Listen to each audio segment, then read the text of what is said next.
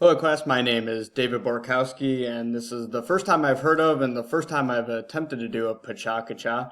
I found the format to be quite interesting. I did mine on the Harvard Business Review, Don't Let Big Data Bury Your Brand. So without much further ado, here's my presentation. And for me, the first questions are, what is big data? Where does it come from? And how much is really out there? Pretty much big data is any type of information that can be analyzed or taken and pretty much comes from anywhere. It can come from the purchasing of consumers or from consumer reviews, and there's a lot of information out there. It was stated in a 2013 article that at that time, 90% of the world's data was just recently obtained in the last 2 years prior to that. So companies now are employing data analysts to be able to take this data in and research and try not to get buried by all the different information that's out there. These data analysts' main job is to try and differentiate the key subjects and or similar groupings of the data to try to bring it together in a way that's relatable, a way that they can present it to upper management in a way that they can see, whether it's through charts or graphs or any type of visualization so that the upper management can understand what they're trying to present.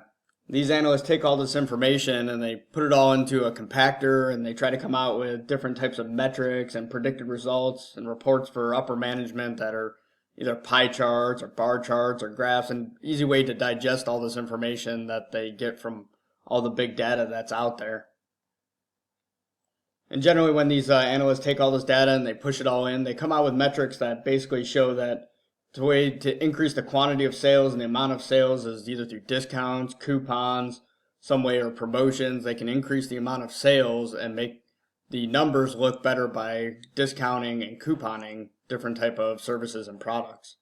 The problem that comes in for upper management and for a company is when the data analysts recommend discounts, coupons, promotions, or any type of sales that can decrease the brand value. Is this really feasible for the company? Does it make sense for them to continue to do discounts, or do they lose out in branding? And this is where the expertise of marketers come into the organization, and really their role is to build goals for long-term branding and to not just boost short-term goals and short-term quantity of sales. They want to build a long-term brand that they can go into the future and create more sales through that. And we could just look at this slide and we can tell, so these are some of the world's most recognized brands throughout the world. And from this picture, we can tell who's trying to be cost leaders, who's trying to have a differentiation focus. When you think of McDonald's, the value menu, IKEA, value furniture, or you look at Apple, who's trying to sell the high quality products to the high end consumers.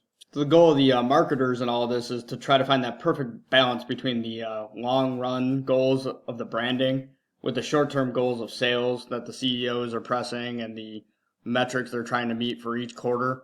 So the marketers are just trying to find that perfect balance to make everything work together.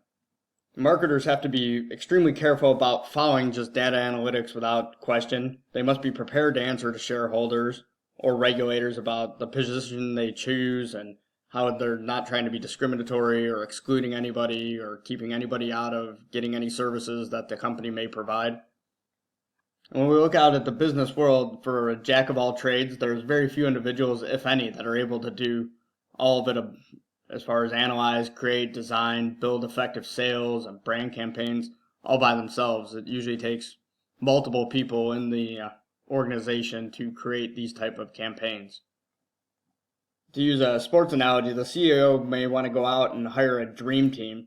And this could be very bad because you have too many people who want to be the all-star and get all the recognition instead of being team players that want the whole group to succeed as one. They want to be the ones that go out there and show that they can do it all by themselves or all on their own.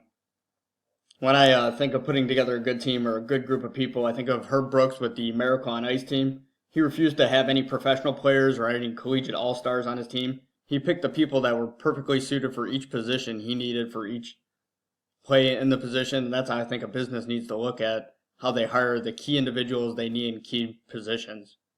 We know that individuals fresh out of college, marketers, would have the ability to analyze and interpret big data, but it's really the veterans in the industry with the experience and the intuition that will always be needed in companies to keep them aligned with their strategic goals, because as much data is out there, there's no compensation for the knowledge and experience gained in the industries.